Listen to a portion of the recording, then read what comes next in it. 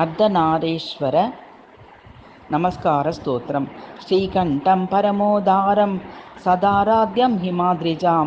नमस्यामि अर्धनारीशं पार्वतीमम्बिकां तथा शूलिनं भैरवं रुद्रं शूलिनीं वरदां नमस्याम् अर्धनारीशं पार्वतीम् अम्बिकां तथा व्याघ्रचर्माम्बरं देवं रक्तवस्त्रां सुरोत्तमां नमस्याम् अहम् अर्धनारीशं पार्वतीम् अम्बिकां तथा बाले वर्धासननारूढं सिंहोपरि समाश्रितां नमस्याम् अर्धनारीशं पार्वतीम् अम्बिकां तथा काशीक्षेत्रनिवासं च शक्तिपीठनिवासिनीं नमस्यामि अर्धनारीशं पार्वतीम् अम्बिकां तथा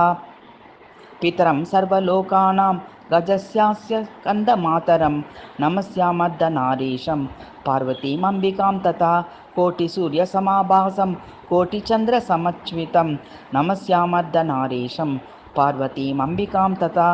यमान्तकं यशोवन्तं विशालाक्षीं वराननां नमस्यामर्धनारीशं पार्वतीम् अम्बिकां तथा कपालमालिनं भीमं रत्नमाल्यविभूषणमां नमस्यामर्धनारीशं पार्वतीम् अम्बिकां तथा